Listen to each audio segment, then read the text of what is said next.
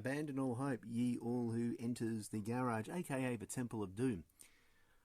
I've got some retro stuff in here which I'm planning on getting out and doing some cool stuff with, including but not limited to making it work. I was going to go and open this box first, but I just spotted this down here. Now, this in here, which is home to a Daddy Longlegs, I'm not sure if that's deceased, but anyway, that living in there is an AMD 5x86 CPU, which of course best known as being the absolute pinnacle of 486 class CPUs. Now in here, this is something I've been a fan of and I love. Maybe my one true love, I don't know. There is an Amiga 600 hiding in here. Now it's a little bit apart at the moment, the reason being is I had attempted, or I was going to put a Gotek in there in 2010, but then I chickened out because I didn't want to cut the case. So the plan there is to have a look, see how badly gone all the capacitors are, and if they are, oh hello. Okay, well, I don't know whether or not cockroaches are going to have any impact on the functionality of this machine, but obviously that's something we may need to deal with when dealing with recapping. So we'll get back to that at some stage. Here's a couple of vaguely interesting machines. First up, there's an Olivetti M290, which is a 286 class machine. That particular one has a very interesting secret, which I'll tell you in a future video. And of course here we have a digital alpha server 400 4/233. Again, there's a funny backstory behind that.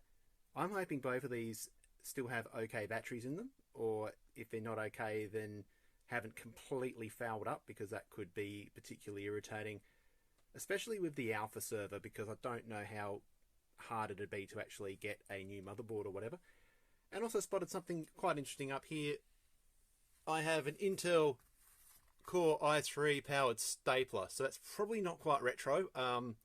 It really needs to be like Pentium or Pentium MMX to be a proper retro stapler, but there we go.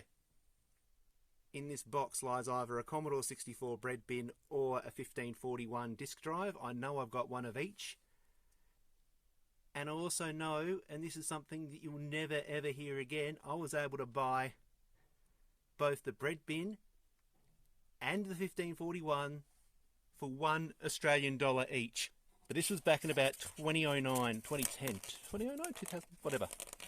Anyway, let's see what we've got in here. Okay, it's a 1541. So there you go, the 64 bread bin must be hiding in another styrofoam or poly, as they're called, elsewhere. But that's again, oh hang on, what's this? That's the C64, and it's actually in its original cardboard box, sort of.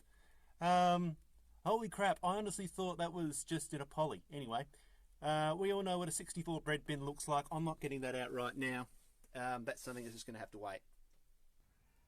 So this is my latest acquisition. It's still in the boot of my car. That's how minty fresh it is to me. Anyway, this is an Atari 520 ST. At least it will be once it's in focus. There we go. Upgraded to a 1040 ST, as you can see. Now, this has a very interesting history, which I'll cover off in a future video. I'm only sharing this now just to bulk up the content for Retro Fair 2020.